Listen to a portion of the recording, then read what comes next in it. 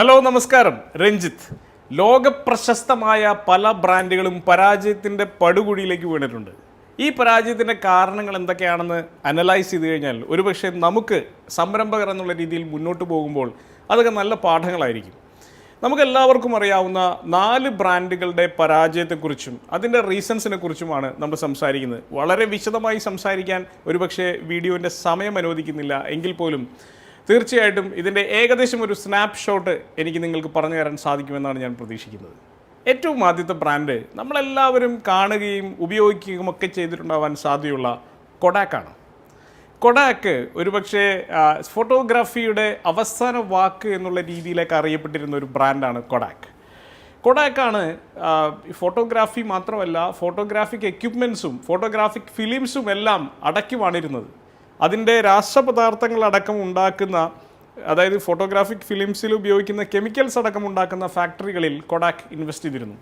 ഏറ്റവും വലിയ പ്രത്യേകത, നമ്മളെല്ലാവരും വിചാരിക്കാൻ സാധ്യതയുള്ളത് ഡിജിറ്റൽ റവല്യൂഷൻ വന്നപ്പോൾ കൊഡാക്ക് ബാക്കിലേക്ക് പോയി എന്നായിരിക്കും. 1975 കൊഡാക്കിലെ ഒരു എഞ്ചിനീയർ തന്നെയാണ് ഡിജിറ്റൽ സാങ്കേതിക വിദ്യയെക്കുറിച്ച് ലോകത്തോട് ആദ്യമായി വിളിച്ചു പറയുന്നത്. ലോകത്തോട് മാത്രമല്ല, കൊഡാക്കിൻ്റെ മാനേജ്മെൻറ്റിനോടും അയാൾ വളരെ സ്ട്രോങ് ആയിട്ട് ഈ ഡിജിറ്റൽ റവല്യൂഷനെ കുറിച്ചും ഇതിൻ്റെ സാധ്യതകളെക്കുറിച്ചും പറഞ്ഞു. പക്ഷേ കൊഡാക്കിൻ്റെ ടോപ്പ് മാനേജ്മെൻറ്റ് അത് വളരെ സീരിയസ് ആയി എടുത്തില്ല എന്നുള്ളതാണ് സത്യം. 1975 ഇദ്ദേഹം ഈ ഐഡിയ കൊണ്ടുവന്നെങ്കിലും 1970-ലോ 80-ലോ പോലും ഇതിൽ കാര്യമായ ഇൻവെസ്റ്റ്മെൻറ്റുകൾ നടത്താൻ കൊഡാക്ക് തയ്യാറായില്ല. അതിനു പകരം 1980-ൽ ഫോട്ടോഗ്രാഫിക് ഫിലിമും രാസവസ്തുക്കളും ഉണ്ടാക്കുന്ന ഒരു ഫാക്ടറി അവർ അക്വയർ ചെയ്യുകയും ചെയ്തു. ഒരുപക്ഷെ അവരുടെ എൻ്റയർ ഹിസ്റ്ററിയിലെ ഏറ്റവും വലിയ ബ്ലണ്ടറുകളിൽ ഒന്നായിരുന്നു ആ സമയത്ത്. അതായത് മാറിക്കൊണ്ടിരിക്കുന്ന വലിയ ട്രാൻസ്ഫോർമേഷന് ലോകം വിധേയമായി കൊണ്ടിരിക്കുന്ന ആ കാലഘട്ടത്തിൽ പഴയ സാങ്കേതിക വിദ്യയ്ക്ക് വേണ്ടി ഒരു വലിയ എമൗണ്ട് അവർ ഇൻവെസ്റ്റ് ചെയ്തത്. അവരുടെ വളരെ സ്ട്രോങ് ആയിട്ടുള്ള കോമ്പറ്റീറ്റേഴ്സ് ആയിരുന്ന മറ്റുള്ള സോണി അടക്കമുള്ള ഫ്യൂജി അടക്കമുള്ള ആളുകൾ ഡിജിറ്റൽ റവല്യൂഷനെ കുറച്ചുകൂടി പെട്ടെന്ന് നന്നായി അഡോപ്റ്റ് ചെയ്യുകയും പെട്ടെന്ന് അവർ മാർക്കറ്റ് ഷെയർ പിടിച്ചെടുക്കുകയും ചെയ്തു. 1990-കളുടെ ആദ്യ കാലഘട്ടത്തിലാണ് ഡിജിറ്റൽ റവല്യൂഷൻ വളരെ ശക്തമാവുന്നത്. പെട്ടെന്നുണ്ടായ ആ സ്പ്രെഡിൽ, ഡിജിറ്റൽ റവല്യൂഷൻ്റെ ആ സ്പ്രെഡിൽ കൊഡാക്കിന് പിടിച്ചു നിൽക്കാൻ കഴിഞ്ഞില്ല. 2000 ആയപ്പോഴേക്കും കൊഡാക്കിൻ്റെ മാർക്കറ്റ് ഷെയർ വളരെയധികം ഇടിഞ്ഞു തുടങ്ങി. അവസാനം കൊഡാക്ക് എന്ന് പറയുന്ന കമ്പനി, ഒരുപക്ഷെ ഫോട്ടോഗ്രാഫി എന്ന് പറഞ്ഞാൽ കൊഡാക്ക് പര്യായമായിരുന്ന അവസ്ഥയിൽ നിന്ന് ബാങ്ക്രപ്സി എന്ന അവസ്ഥയിലേക്ക്, പാപ്പരായ അവസ്ഥയിലേക്ക് കൊഡാക്ക് എന്ന് പറയുന്ന ബ്രാൻഡ് കൂപ്പുകുത്തി. ചേഞ്ചസിനെ നമുക്ക് ആൻറ്റിസിപ്പേറ്റ് ചെയ്യാനും ആ ചേഞ്ചസിൽ ഇൻവെസ്റ്റ് ചെയ്യാനും നമ്മൾ തയ്യാറാവുന്നില്ലെങ്കിൽ ഓട്ടോമാറ്റിക്കലി നമ്മളുടെ ബ്രാൻഡിന് വലിയ ലൈഫ് ഉണ്ടാവാൻ സാധ്യതയില്ല. അടുത്ത 10 വർഷത്തേക്ക് എന്തൊക്കെ മാറ്റങ്ങൾ നിങ്ങളുടെ ഇൻഡസ്ട്രിയിൽ ഉണ്ടാകുമെന്നുള്ള സ്ട്രോങ് ആയിട്ടുള്ള റിസർച്ച് ആൻഡ് ഡെവലപ്മെൻറ്റ് വേണമെന്നുള്ളത് കൊഡാക്കിൻ്റെ അനുഭവം നമ്മളെ ഓർമ്മിപ്പിക്കുന്നു. അടുത്തത് കോൺകോർഡ് എയർപ്ലെയിനുകളെ കുറിച്ചാണ്. നിങ്ങൾ ബോയിങ്ങിനെ കുറിച്ചും എയർബസിനെ കുറിച്ചൊക്കെ കേട്ടിട്ടുണ്ടാവും. ഇതിൻ്റെ ഒപ്പം തന്നെ 1990-കളുടെ അവസാന ഘട്ടത്തിലൊക്കെ ഉണ്ടായിരുന്ന കോൺകോർഡ് എന്ന് പറയുന്ന ബ്രാൻഡിനെ കുറിച്ച് നിങ്ങൾ കേട്ടിട്ടുണ്ടാവും. പ്രത്യേക ഒരു ഷേപ്പിലായിരുന്നു കോൺകോർഡ് എയർപ്ലെയിനുകൾ ഉണ്ടായിരുന്നത്. സൂപ്പർ സോണിക് പ്ലെയിനുകളായിരുന്നു കോൺകോർഡിൻ്റേത്. സൂപ്പർ സോണിക് സാങ്കേതിക വിദ്യ എല്ലാവരും ആഗ്രഹിച്ചിരുന്ന ഒരു കാലഘട്ടത്തിലാണ് നമ്മുടെ കോൺകോർഡ് സൂപ്പർ സോണിക് സാങ്കേതിക വിദ്യയുമായിട്ട് വരുന്നത്. ഒരു വളരെ സ്പീഡിൽ, ശബ്ദത്തിനേക്കാൾ ഏകദേശം ഇരട്ടി വേഗതയിലാണ് പോയിക്കൊണ്ടിരുന്നത്. ലണ്ടനിൽ നിന്നോ പാരീസിൽ നിന്നോ ന്യൂയോർക്കിലേക്ക് എത്താൻ വെറും 3.5 മണിക്കൂർ മാത്രം മതി എന്ന് പറയുന്ന വളരെ അട്രാക്റ്റീവ് ആയിട്ടുള്ള ഓഫറുമായിട്ടാണ് അവർ വന്നത്. ഏകദേശം $8,000 ആ കാലഘട്ടത്തിൽ അതിനുവേണ്ടി അവർ ചാർജ് ചെയ്തിരുന്നത്. വളരെ പ്രീമിയം ആയിരുന്നു ആ സർവീസ്. അവരുടെ പ്രൈസിങ് സ്ട്രാറ്റജിയിൽ തന്നെ ആദ്യ പിഴവ് സംഭവിച്ചു എന്നുള്ളതാണ് സത്യം. കാരണം 3.5 മണിക്കൂർ എന്ന് പറയുന്ന ലാഭത്തിന് വേണ്ടി $8,000 സ്പെൻഡ് ചെയ്യാൻ പല ആളുകൾക്കും വലിയ കൺഫ്യൂഷൻ ഉണ്ടായിരുന്നു. അതിനേക്കാളൊക്കെ ഉപരിയായി അത്ര ഫ്യൂവൽ എഫിഷ്യൻ്റ് ആയിരുന്ന ഒരു പ്ലെയിൻ ആയിരുന്നില്ല ഇത്. വളരെയധികം മെയിൻ്റനൻസ് കോസ്റ്റിനും ഇതിനാവശ്യമായിട്ട് വന്നിരുന്നു. മാത്രമല്ല, ഏതെങ്കിലും തരത്തിലുള്ള പിഴവുകൾ സംഭവിക്കാൻ സാധ്യതയുള്ളതുകൊണ്ട് ഇതിന് സ്പെയറായിട്ട് മറ്റൊരു എയർപ്ലെയിൻ കൂടി എല്ലാ വിമാനത്താവളത്തിലും ഇടേണ്ട ഒരു ആവശ്യകത കൂടി അങ്ങനെ വന്നു. അപ്പോൾ അൾട്ടിമേറ്റ്ലി ഇവരുടെ കോസ്റ്റ് കുതിച്ച് കയറാനായിട്ട് തുടങ്ങി. അതിനൊപ്പം തന്നെ ഇത് വളരെ ചെറിയ നാരോ ആയിട്ടുള്ള ഒരു ഡിസൈൻ ആയതുകൊണ്ട് ഇതിൻ്റെ ഇരിപ്പിടങ്ങളെല്ലാം വളരെ നാരോ ആയിരുന്നു. ഞെരുങ്ങി ഇരിക്കേണ്ട ഒരവസ്ഥയിലേക്ക്, പാസഞ്ചേഴ്സിന് ഒട്ടും കംഫർട്ടില്ലാത്ത ഒരവസ്ഥയിലേക്ക് കൂടി ഈ സൂപ്പർ സോണിക് കോൺകോർഡ് പ്ലെയിനുകൾ പാസഞ്ചേഴ്സിനെ തള്ളിവിട്ടു.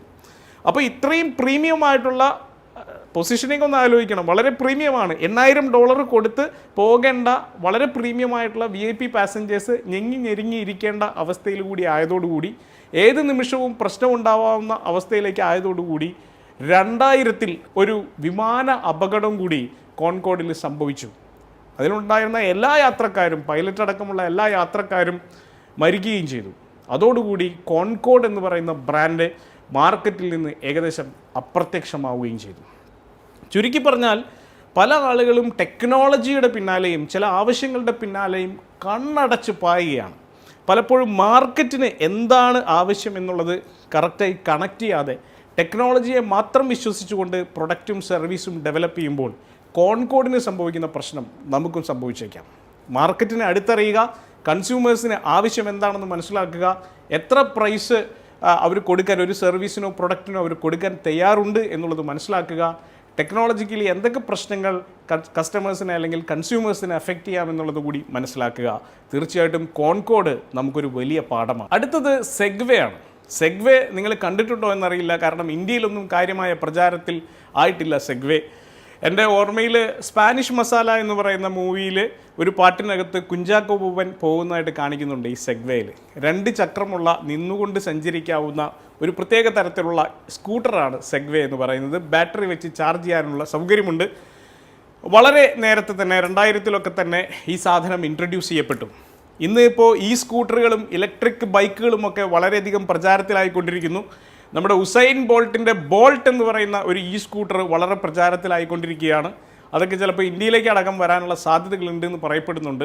എയ്ത്തർ എനർജി പോലുള്ള കമ്പനികളൊക്കെ ഈ സ്കൂട്ടർ ഡെവലപ്പ് ചെയ്തുകൊണ്ടിരിക്കുന്നു. അത് നമ്മളുടെ അടുത്തേക്ക് ഉടനെ തന്നെ എത്തുകയും ചെയ്യും.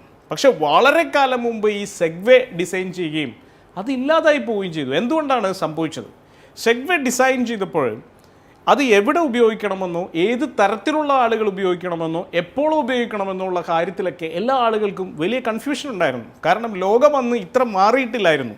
അതുകൊണ്ട് തന്നെ സെഗ്വേക്ക് വേണ്ടി പ്രത്യേക ട്രാക്കുകൾ ഉണ്ടാകുമോ, സാധാരണ റോട്ടിൽ തന്നെ സെഗ്വേ ഉപയോഗിക്കാൻ സാധിക്കുമോ, സെഗ്വേ ഉപയോഗിച്ചാൽ നമ്മുടെ സോഷ്യൽ സ്റ്റാറ്റസ് എന്തായിരിക്കും, ഇങ്ങനെയുള്ള കാര്യങ്ങളിലെല്ലാം വലിയ കൺഫ്യൂഷൻ, പൊസിഷനിങ്ങിൻ്റെ കാര്യത്തിൽ വലിയ ഒരു ആംബിഗ്വിറ്റി നിലനിന്നിരുന്നു. അതുകൊണ്ട് തന്നെ ആളുകൾ സെഗ്വേ മേടിക്കാനൊന്നും മടിച്ചു. മാത്രമല്ല $5000 അന്ന് ആ സെഗ്വേക്ക് ചെലവഴിക്കുകയും ചെയ്യണമായിരുന്നു. അപ്പോൾ പ്രൈസിൻ്റെ വലിയ ഒരു ഫാക്ടർ പ്രീമിയമായിട്ട് പ്ലേസ് ചെയ്തിരിക്കുന്നു. എന്നാൽ മറ്റുള്ള കാര്യങ്ങളിലൊക്കെ വലിയ കൺഫ്യൂഷനും നിലനിന്നുകൊണ്ട് തന്നെ സെഗ്വേക്ക് മാർക്കറ്റിൽ ഒരു പൊസിഷനിങ് എടുക്കാൻ സാധിച്ചില്ല. കൺസ്യൂമേഴ്സിൻ്റെ മനസ്സിൽ കൺഫ്യൂഷൻ ഉണ്ടാക്കിക്കൊണ്ട് സാധനങ്ങൾ വിൽക്കാൻ അത്ര എളുപ്പമല്ല. അവർക്ക് നല്ല ക്ലാരിറ്റി ഉണ്ടാവണം.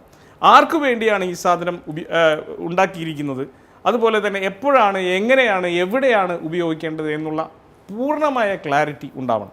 ഒപ്പം തന്നെ ചിലപ്പോൾ ഗവൺമെൻറ് റൂൾസ് അടക്കം, ട്രാൻസ്പോർട്ടേഷനൊക്കെ ആയതുകൊണ്ട് ഗവൺമെൻറ് റൂൾസ് അടക്കമുള്ള കാര്യങ്ങൾ വ്യക്തതയുണ്ടെങ്കിൽ മാത്രമേ ആളുകൾ ഇത് ഉപയോഗിക്കാൻ തയ്യാറാവുകയുള്ളൂ.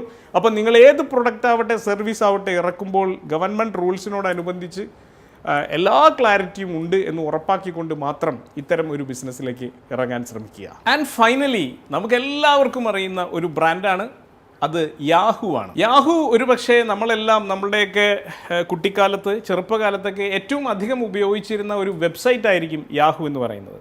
യാഹുവിന് പറ്റിയ ആദ്യത്തെ മിസ്റ്റേക്ക് എന്ന് പറയുന്നത് യാഹു സെർച്ച് എന്ന് പറയുന്ന കോൺസെപ്റ്റിൽ കാര്യമായി ഫോക്കസ് ചെയ്തില്ല എന്നുള്ളതാണ്. ആദ്യ കാലഘട്ടങ്ങളിൽ യാഹു മാത്രമുണ്ടായിരുന്ന, ഗൂഗിളിനൊക്കെ മുമ്പ് യാഹു മാത്രമുണ്ടായിരുന്ന അവസരത്തിൽ സെർച്ച് ചെയ്യാനുള്ള ഏക ഓപ്ഷൻ യാഹു ആയിരുന്ന കാലഘട്ടത്തിൽ യാഹു അതിനുവേണ്ടി കാര്യമായി ഇൻവെസ്റ്റ് ചെയ്യാതിരിക്കുകയും അവരൊരു മീഡിയ ജയൻ്റ് ആവാൻ ട്രൈ ചെയ്യുകയും ചെയ്തു.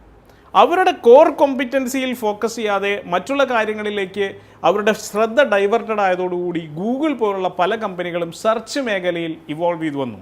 സെർച്ചിൽ ഗൂഗിളിന് ഒരു തരത്തിലും കോമ്പീറ്റ് ചെയ്യാൻ പറ്റാത്ത തരത്തിലേക്ക് ഗൂഗിൾ പെട്ടെന്ന് വളർന്നു വരികയും ചെയ്തു. ഒരു സമയത്ത് ഗൂഗിളിനെ എക്വയർ ചെയ്യാനുള്ള ഒരു വലിയ അവസരം യാഹുവിന് വന്നെങ്കിലും യാഹുവിൻ്റെ കാൽക്കുലേഷൻ കംപ്ലീറ്റ് തെറ്റിപ്പോവുകയും ആ ഓഫർ അവർ നിരസിക്കുകയും ചെയ്തു.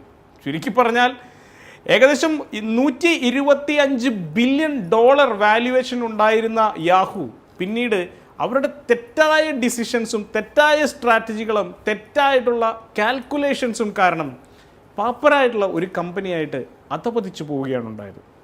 അപ്പോൾ തീർച്ചയായിട്ടും സെർച്ച് എന്ന് പറയുന്ന ഒരു പെർട്ടിക്കുലർ ഫോക്കസ് അവർ കൊടുക്കാതിരിക്കുകയും ഇടയിൽ അവർ യാഹു ബ്രീഫ് കേസ് പോലുള്ള ഒരു വണ്ടർഫുൾ ആയിട്ടുള്ള ഒരു പ്രൊഡക്റ്റ് അവർ ഡിസൈൻ ചെയ്തിട്ട് അതിനകത്ത് അവർ കാര്യമായിട്ടുള്ള ഫോക്കസ് കൊടുത്തില്ല എന്നുള്ളതാണ് ഏറ്റവും വിഷമകരം. ഇന്ന് നമ്മുടെ ക്ലൗഡ് സ്പേസ് പോലെ, ഗൂഗിൾ ക്ലൗഡ് പോലെ, അതുപോലെ ഡ്രോപ്പ് ബോക്സ് പോലെയുള്ള ഒരു ക്ലൗഡ് സ്പേസ് ആയിരുന്നു ഈ പറയുന്ന യാഹു ബ്രീഫ് കേസ്. ക്ലൗഡ് എന്ന് പറയുന്ന കോൺസെപ്റ്റ് പോപ്പുലർ ആവുന്നതിന് മുമ്പ് തന്നെ യാഹു ഇത് ഇൻട്രൊഡ്യൂസ് ചെയ്തിരുന്നു എന്നുള്ളതാണ് ഐറണിക് ആയിട്ടുള്ളൊരു കാര്യം. അൺഫോർച്ചുനേറ്റ്ലി പല സാധനങ്ങളും കാലത്തിന് മുമ്പേ ഇൻട്രൊഡ്യൂസ് ചെയ്യാൻ പറ്റിയെങ്കിലും അതിനകത്ത് സസ്റ്റെയിൻ ചെയ്യാനും അതിനെ വിജയിപ്പിച്ചെടുക്കാനും പറ്റുന്ന സ്ട്രാറ്റജീസും ഇംപ്ലിമെൻറ്റേഷൻ ടീമും അവർക്കുണ്ടായിരുന്നില്ല. അപ്പം നിങ്ങൾ എന്ത് ഇന്നൊവേഷൻ കൊണ്ടുവരുന്നു എന്നുള്ളതിലല്ല കാര്യം, ആ ഇന്നൊവേഷനെ എങ്ങനെ നിങ്ങൾ പ്രാവർത്തികമാക്കി എടുക്കുന്നു എന്നുള്ളതിലാണ് തീർച്ചയായിട്ടും ബിസിനസ്സിൻ്റെ വിജയം ഇരിക്കുന്നത്. അപ്പം മുൻകൂട്ടി പല കാര്യങ്ങളും കാണുകയും ആ കാണുന്ന കാര്യങ്ങളെ വ്യക്തമായി ഇംപ്ലിമെൻറ്റ് ചെയ്യുകയും ചെയ്താൽ മാത്രമേ അതിനെ മാർക്കറ്റിൽ ഒരു വിജയമാക്കി എടുക്കാൻ സാധിക്കുകയുള്ളൂ. യാഹു നമുക്ക് മുന്നിലുള്ള വലിയ ഒരു ഉദാഹരണമാണ്. ഇനി യാഹുകൾ ഉണ്ടാവാതിരിക്കട്ടെ, കുറച്ചുകൂടി നല്ല രീതിയിൽ ചിന്തിച്ചുകൊണ്ട് വളരെ സ്ട്രോങ് ആയിട്ടുള്ള പ്രൊഡക്റ്റുകൾ ഉണ്ടാക്കുകയും ഇന്നൊവേഷനുകൾ കൊണ്ടുവരികയും അതിനെ സസ്റ്റെയിൻ ചെയ്യാൻ പറ്റുന്ന തരത്തിലുള്ള വളരെ സ്ട്രോങ് ആയിട്ടുള്ള ഇംപ്ലിമെൻറ്റേഷൻ ടീമുകൾ ഉണ്ടാക്കുകയും ചെയ്യുക എന്നുള്ളതും പ്രധാനമാണ്. അത്രയും വലിയ മാൻ പവർ, അത്രയും സ്ട്രോങ് ആയിട്ടുള്ള മാൻ പവറൊക്കെ കയ്യിലുണ്ടായിരുന്നിട്ട് ആ മാൻ പവറിനെ സേവ് ചെയ്ത് വയ്ക്കാൻ സാധിക്കാതിരിക്കുക എന്ന് പറയുന്നതും തീർച്ചയായിട്ടും ഒരു മാനേജ്മെൻറ്റ് മിസ്റ്റേക്ക് തന്നെയാണ്. അപ്പോൾ ഇത്തരത്തിലുള്ള മിസ്റ്റേക്കുകൾ നല്ല ആളുകൾ കൂടെയുണ്ടെങ്കിൽ കൂടെ നിർത്താൻ കഴിയട്ടെ, നല്ല സ്ട്രാറ്റജികൾ ഉണ്ടെങ്കിൽ ആ സ്ട്രാറ്റജികൾ ഇംപ്ലിമെൻ്റ് ചെയ്യാൻ സാധിക്കട്ടെ, നല്ല R&D വർക്കിലൂടെ നിങ്ങളുടെ രംഗത്തുണ്ടാകാൻ സാധ്യതയുള്ള, ഇൻഡസ്ട്രിയിൽ ഉണ്ടാകാൻ സാധ്യതയുള്ള മാറ്റങ്ങൾ നിങ്ങൾക്ക് മനസ്സിലാക്കാൻ സാധിക്കട്ടെ. All the best.